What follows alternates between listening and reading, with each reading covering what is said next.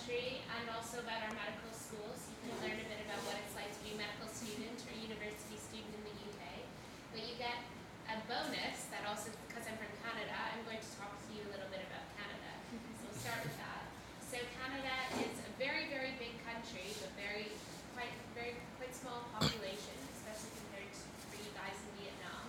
I think our population is about 30 million, yet our country is the second biggest in the world. I think that our population density is per capita is something like one person can probably have about 2 square kilometers of land to themselves, although most people live by the border. We get really extreme weather in Canada. Where I live, it can get to be minus 40 degrees Celsius and a lot of snow and wind in the winter, and about 30 degrees in the summer. We speak both English and French, and we have lots of people from all over the world. People in Canada are really outdoorsy, so they like to go skiing, snowboarding, they like to do wakeboarding and water skiing and swimming, canoeing, kayaking, pretty well any type of activity.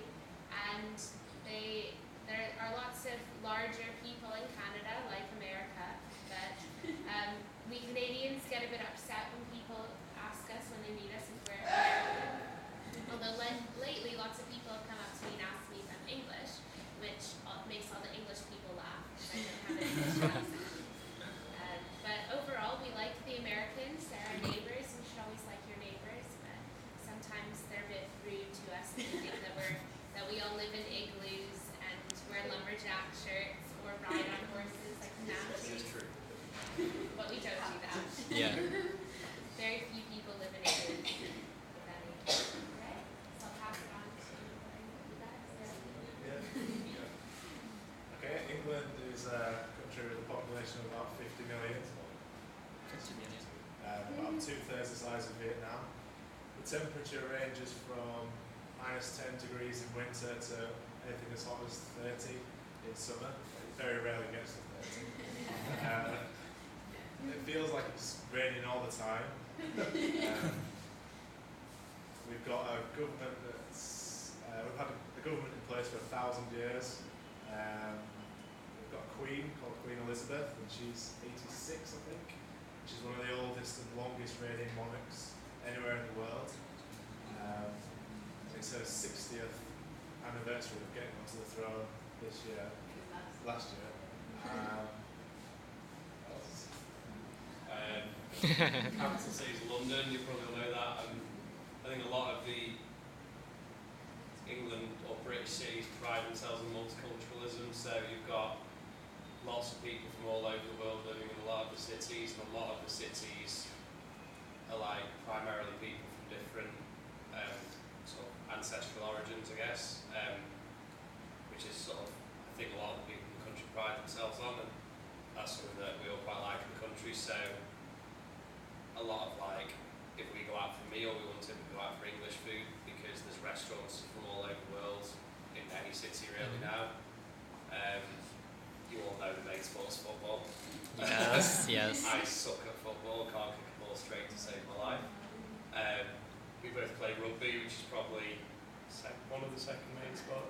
Like for guys anyway, probably the second sport. It's quite physical, a bit violent. You should show them the rugby attack.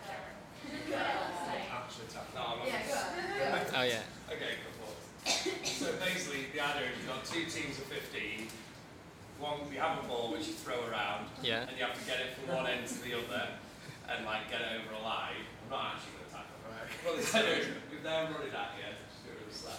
As they come at you, it's like, Yeah. and then like smash them to the ground, and then there's like essentially a fight on the floor for the ball, and then it goes, Yeah, it appears on television. Yeah. People get lots of injuries. Yes. They're always covered in blood when they finish the rugby game. And they had their knees on their shoulders. And Yeah.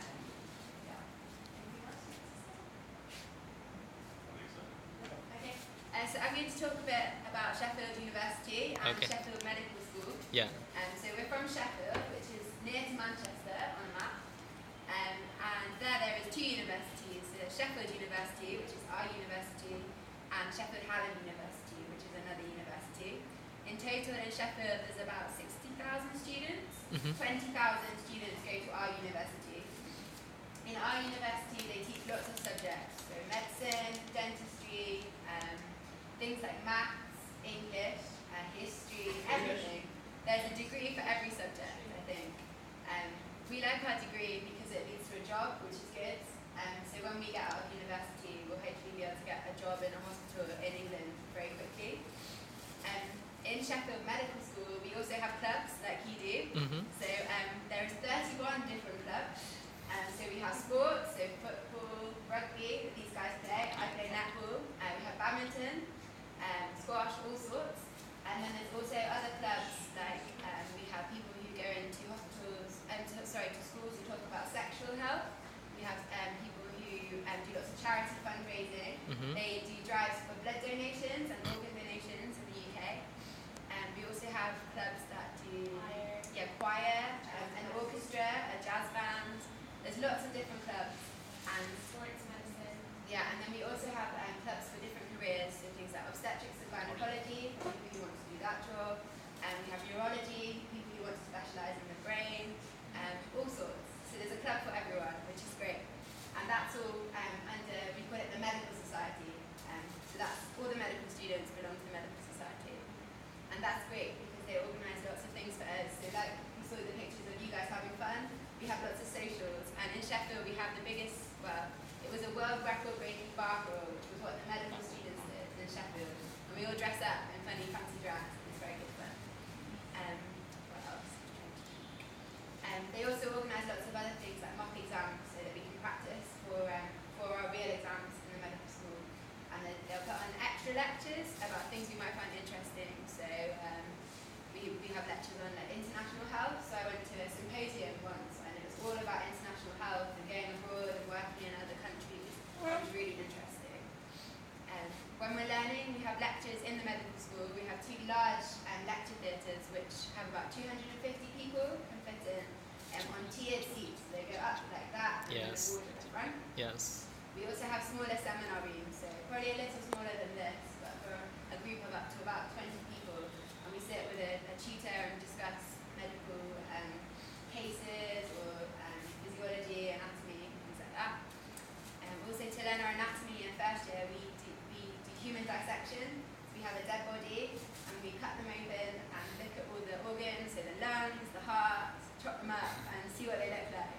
And that's really good, and not many countries in England still do that, so we're very lucky. And now we're all fourth year students, so we spend most of our time in the hospital trying to talk to patients, examine patients, and do as much as we can.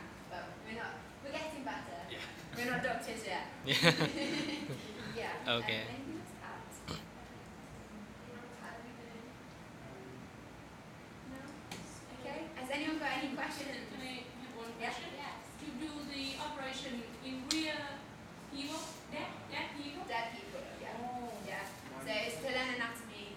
So we have a book which tells you what to do. So one day you might look at the lungs, and so you cut the chest and you take them out and look at the different things Every which you want to often. see. Yeah. And we do that for 2 years with 2 different bodies. And the dentists also do this. They do the head and the chest. And it's a very good way to learn anatomy very practically. Yeah. And people from Sheffield donate their bodies for medical science so that we can do this. And in Sheffield it's nice because we all really appreciate the fact that people do this. Mhm. And every year they have a big memorial service. So we sing hymns and readings, and we thank the families of the people whose bodies we dissect for donating their bodies. And it's a very nice, it's a very moving experience, and you feel very humbled that they let us do that. Yeah. We saw you, some students from Taiwan Medical University dissecting dogs earlier today, but you guys were doing more surgical skills and suturing and things. Mhm. We don't do that on our bodies because Uh. we do it earlier in the course. They don't teach us things like suturing until a bit later, until around 4th year. So. And like yourselves, we have a clinical skills lab. So I know we showed us yesterday. Yes. We have pretend arms, and we take the blood, and we do the cannulas. And it's our clinical skills lab has just been done up. It's very nice. It's brand new, and we're very lucky. The whole medical school has had lots of money spent on it in the last couple of years, and